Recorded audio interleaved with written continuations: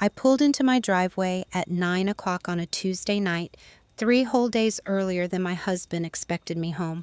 The house was dark, too dark. Only one dim light glowed from the upstairs bedroom window, bleeding weakly through the October mist. My shoulders ached from the long flight back from Portland, my lower back stiff from hours crammed into an economy seat. All I wanted was a hot shower, clean sheets, and the quiet comfort of my own bed.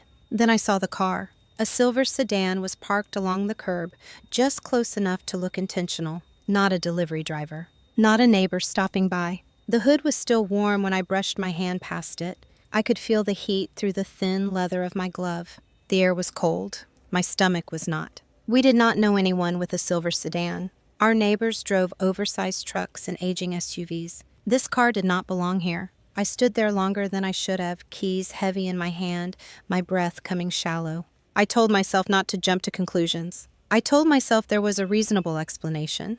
I told myself that marriage was built on trust. My hand was shaking anyway. When I finally reached the front door, I moved slowly, deliberately. I slid the key into the lock and turned it with barely a sound. I had oiled the hinges myself last month after they started squeaking. At the time, it felt like such a small, boring act of home maintenance. Now it felt like preparation. The living room was empty. No television glow. No background noise. Just silence. The kind that presses against your ears until your own heartbeat feels too loud. Then I heard it.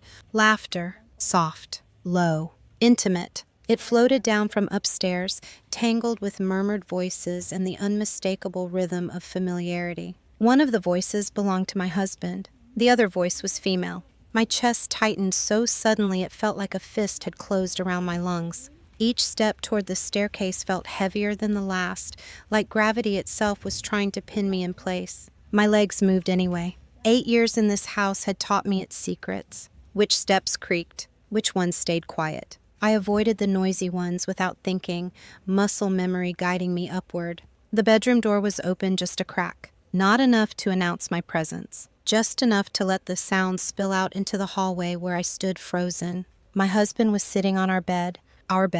The bed with the slate blue comforter I picked out at a clearance sale in downtown Raleigh. The bed with the white pillows we bought during our 5th anniversary trip, laughing about how ridiculous it was to spend that much money on something meant to be slept on. His fingers were buried in a woman's long, dark hair, stroking it slowly, reverently, as if it were something fragile and precious.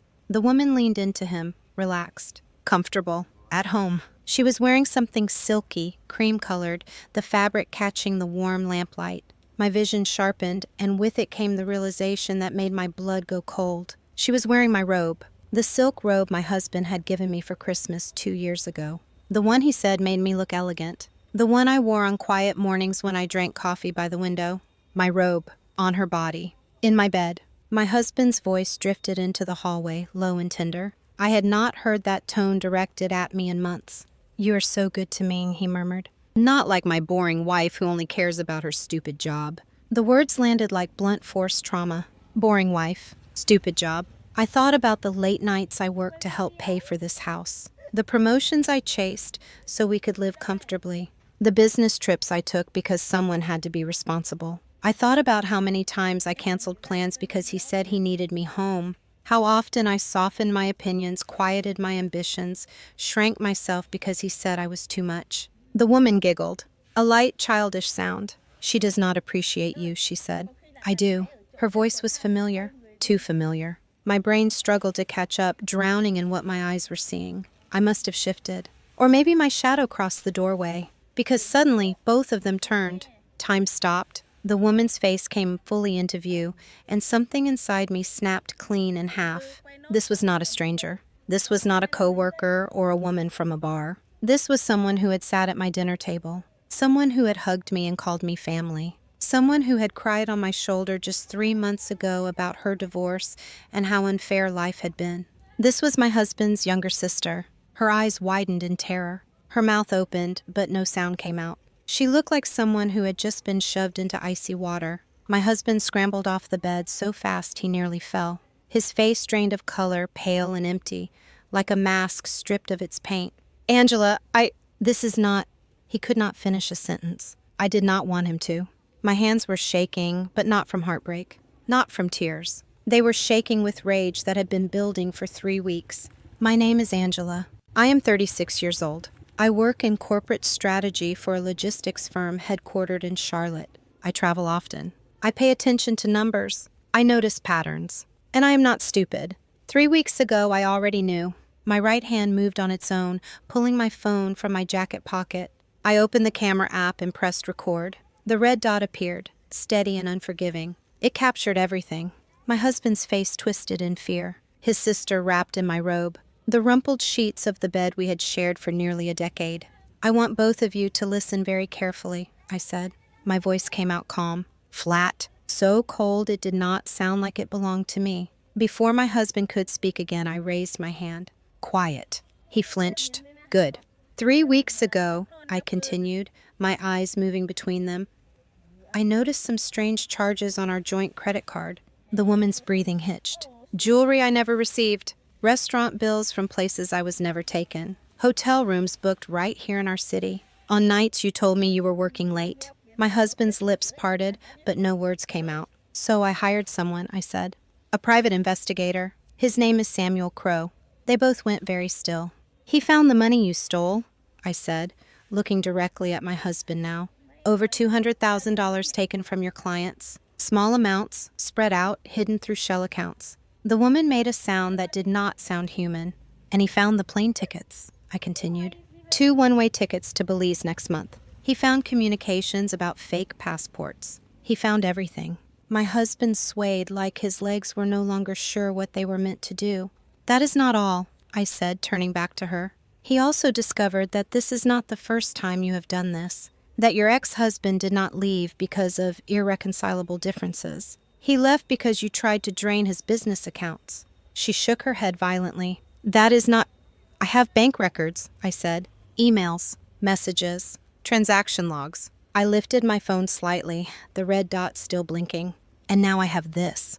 That was when the doorbell rang. Once, then again. Harder. I smiled. For the first time that night. That would be Detective Lauren Mitchell, I said calmly. I called her from my car before I came inside. She is very interested in speaking with both of you about financial fraud. The color never came back to my husband's face. His sister began to hyperventilate, breaths coming sharp and fast. Her knees buckled and she collapsed onto the floor, clutching the silk robe like it might save her. My husband rushed toward her, cradling her face with shaking hands. The way he touched her, the panic in his eyes, the tenderness he showed her in that moment made my stomach churn. This was not just an affair. This was something darker, something rotten to its core. Heavy footsteps climbed the stairs, slow, certain. I did not move. I did not speak. I stood there, phone steady in my hand, as everything they thought they had hidden finally caught up with them. And I knew with absolute clarity that nothing in my life would ever be the same again. 3 weeks earlier, I stood in almost the same spot in our bedroom, but the air felt normal then. Safe. Ordinary. The kind of ordinary I used to believe in. I had just gotten home from a conference in Nashville. My suitcase lay open on the floor, half unpacked. I was hanging blouses in the closet, dropping dirty laundry into the hamper, moving through the familiar rhythm of a life I thought I understood. Downstairs, my husband had the television on, some sports show playing in the background. I remember thinking the house felt quiet in a strange way, quiet like it was holding its breath. I sat at my desk and opened my laptop, not because I suspected anything, but because I always checked our finances after a trip. It was habit. Years ago, when we first bought the house, money was tight. I learned to track every bill, every payment, every recurring charge. That habit never left me, even when our income grew and we started pretending we were comfortable. The bank portal loaded slowly. I entered the password. The statement appeared line by line. Grocery store charges, gas stations, utilities. Normal. Then I saw it. A charge from a boutique jewelry store in uptown Charlotte.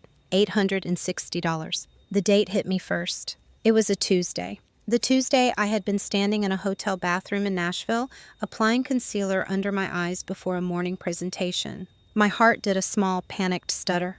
For a second, I tried to protect myself with optimism. Maybe it was a gift. Our anniversary was coming up. Maybe he was finally making an effort. I kept scrolling. A charge from a high-end restaurant I had never been to with him.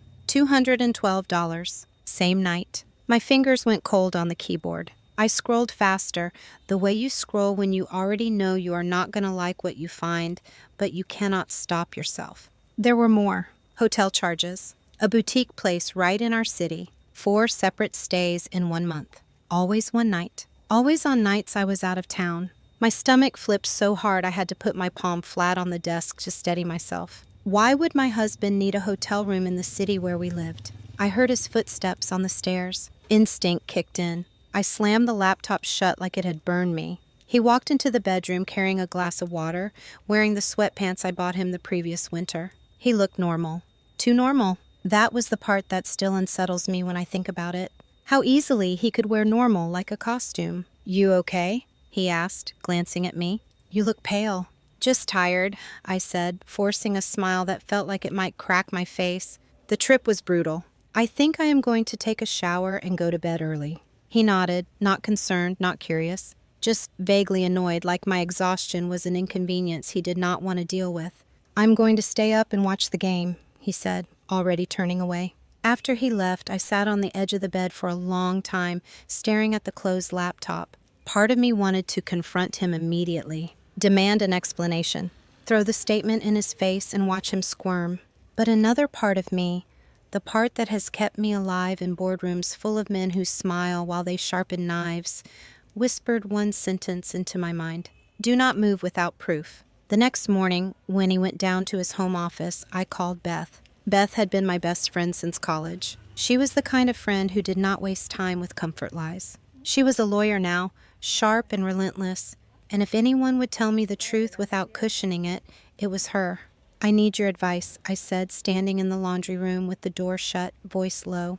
"And I need you to be honest, even if it hurts." I told her everything. The jewelry charge, the restaurant, the hotel rooms, the dates that matched my travel schedule, the way my husband had been distant for months, the little comments he made about my job, my ambition, my body, the way he acted like I was a burden he tolerated instead of a partner he chose. On the other end of the line, I heard her breathing shift, casual to serious. "Angela," she said carefully, "you need to consider the possibility that he is cheating." Hearing it out loud made my throat close. It was no longer a fear floating in my head. It was a spoken truth with sharp edges.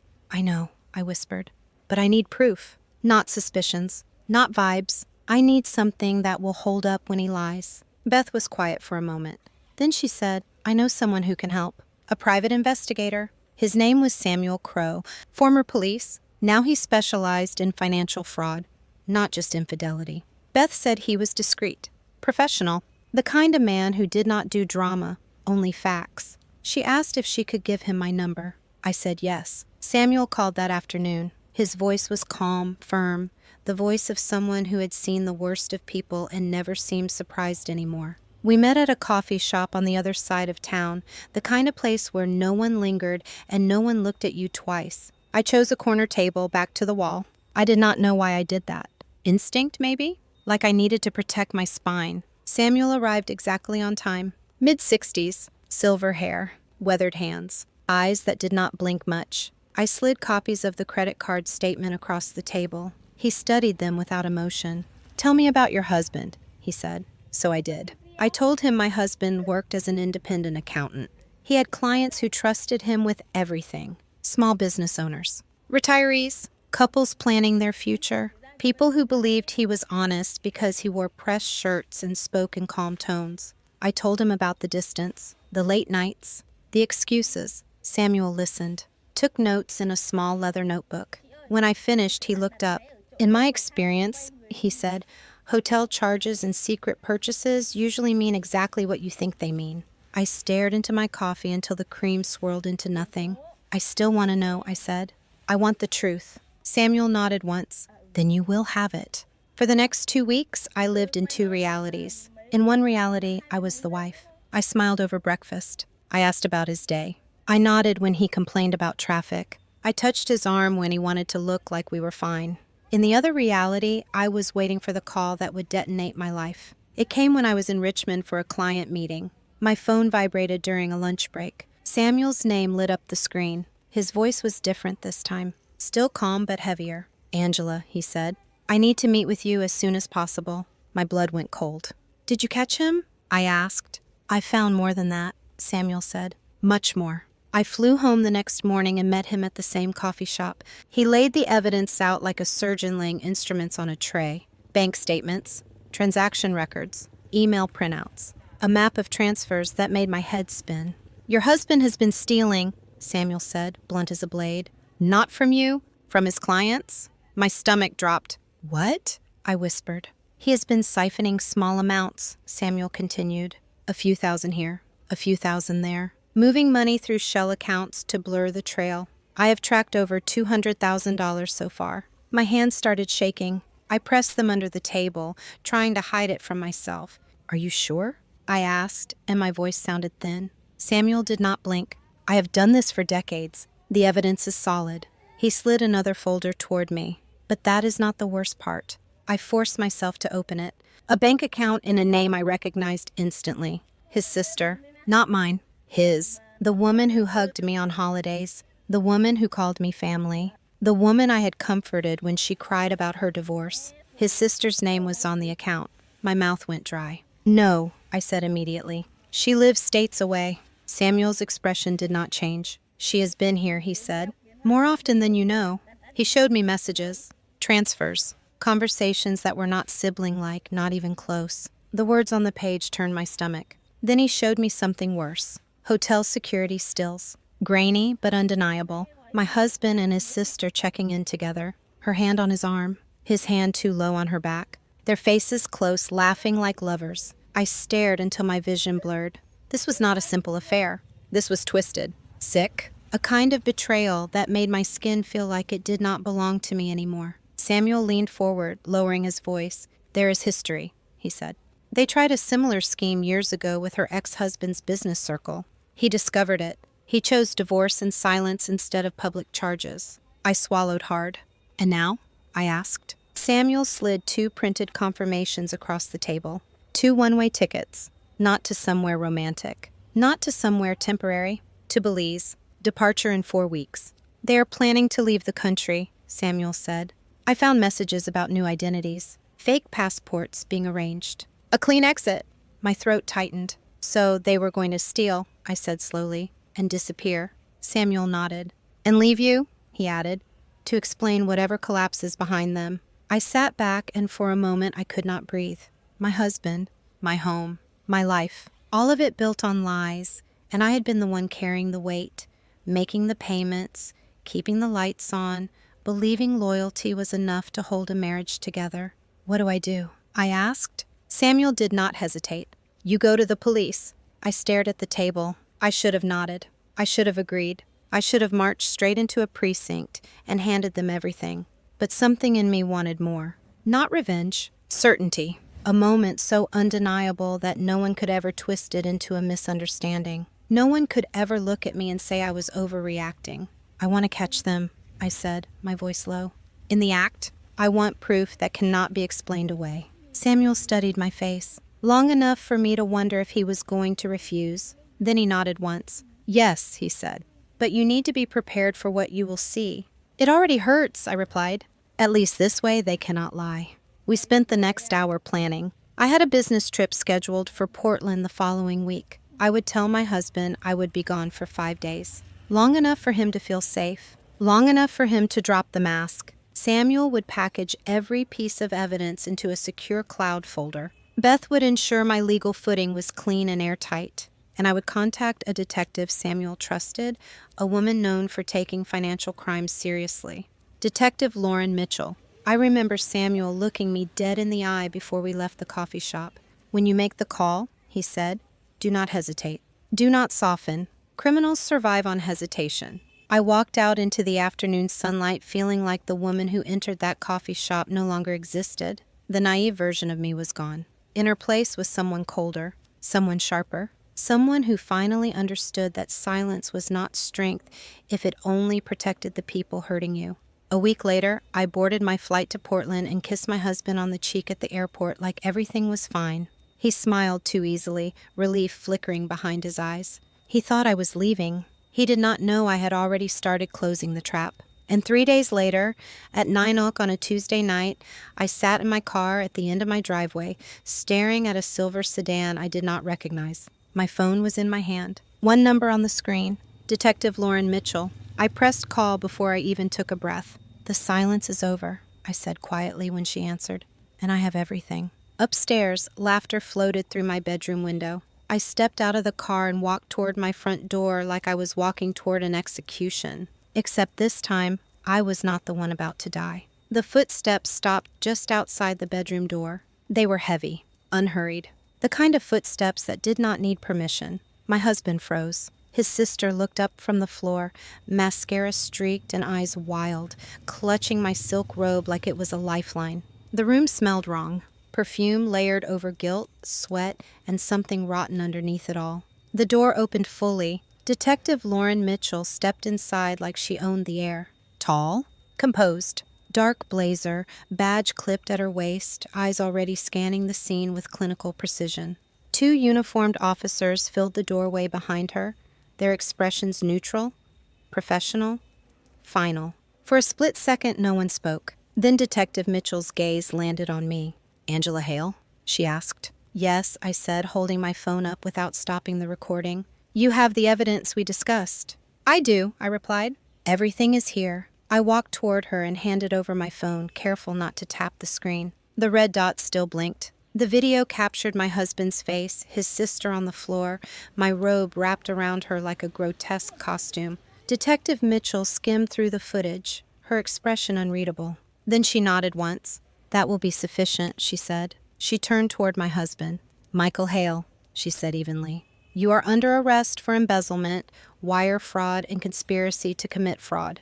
The words landed like a gunshot. "No," he said immediately. "No, this is a mistake." One of the officers stepped forward, already pulling out handcuffs. "You have the right to remain silent," Detective Mitchell continued. "Anything you say can and will be used against you in a court of law." My husband's knees buckled. "No, Angela," he said, his voice cracking as the officer took hold of his arms. "Tell them this is a misunderstanding.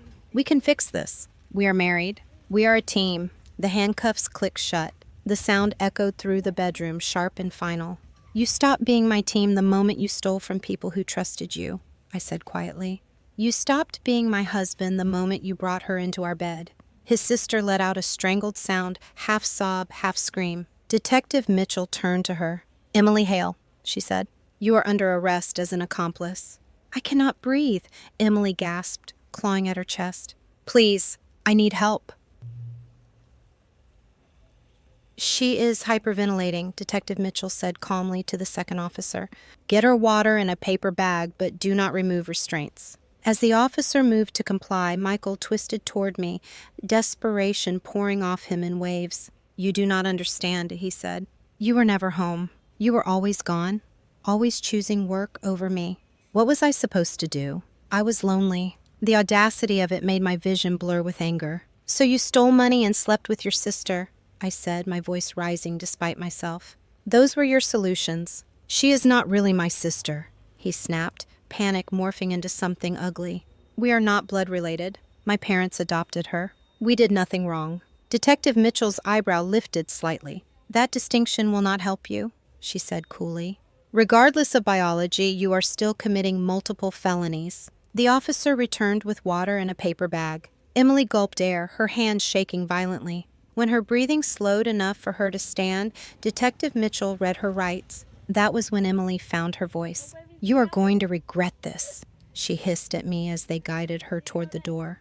"You think you are so perfect, so cold. But you are just a heartless woman who does not know how to keep a man happy." I stared at her. This woman had eaten at my table, slept in my guest room, called me family. "If you loved him," I said slowly, "you would not have turned him into a criminal.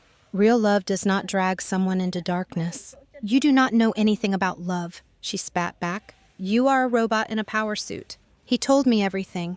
How boring you are, how cold you are in bed.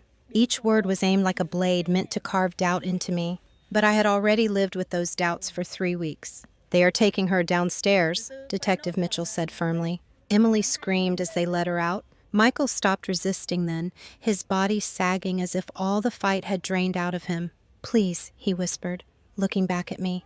Think about our 8 years. Think about our wedding day. I love you. I walked to the top of the stairs and looked down at him. I am thinking about those 8 years, I said. I am thinking about every time I came home exhausted and you told me I was not enough. Every time I tried to build a future while you were planning to destroy it. That is not fair, he sobbed. I was trying. You were stealing, I said. There is a difference. Something inside me finally let go. We are done, I said. I want a divorce. And I never want to see you again. They let him out of the house. I heard the front door open. I heard shouting fade into the night. I heard car doors slam. Then silence. Detective Mitchell stayed behind, giving me space. How are you holding up? She asked gently. That was when the adrenaline drained out of me all at once. My legs gave out. I sank onto the edge of the bed, my hands trembling uncontrollably. The tears I had been holding back for weeks finally broke free. I feel empty, I whispered. I thought I would feel justice, or relief, but I just feel hollow. Detective Mitchell sat nearby, not touching me, just present. You are allowed to grieve, she said. Even when someone betrays you, you are still allowed to grieve the life you thought you had. A few minutes later, footsteps pounded up the stairs. Angela, a familiar voice called. Beth burst into the room, eyes wide with fear until she saw me sitting there alive. They are gone, I said. She arrested them. Beth wrapped me in a fierce hug. You did it, she said. You were brave. I do not feel brave, I admitted. I feel broken. You are allowed to be broken tonight, she replied. Tomorrow we start rebuilding. She was right. I did not sleep in that house again. I stayed with Beth that night, and the next, and the one after. The legal aftermath moved quickly. The evidence was overwhelming. Michael took a plea deal, 5 years in federal prison. Emily received 3. The divorce was finalized without a fight. There was nothing left for him to claim. I sold the house. 6 months later, I stood in the kitchen of my new apartment, sunlight spilling across countertops I had chosen myself. The place was smaller, quieter, honest. Everything here belonged to me. I attended therapy twice a week. I learned to forgive myself for trusting the wrong people. I learned that ambition was not a flaw. Silence was not strength. Love was not sacrifice without boundaries. I took a new job. I rebuilt my finances. I rebuilt myself. One evening, I stood on my balcony with a glass of wine, looking out over the city lights. Somewhere, Michael and Emily were living with the consequences of their choices. I did not feel joy about that, but I did not feel guilt either. I had chosen truth over comfort, justice over silence. Before bed, I opened my journal and wrote one sentence. Today, I chose myself, and for the first time in years, the silence felt peaceful. If this were you, would you have handled it quietly? Or would you have made the call like I did? Was I too harsh? Or was this the only way it could end?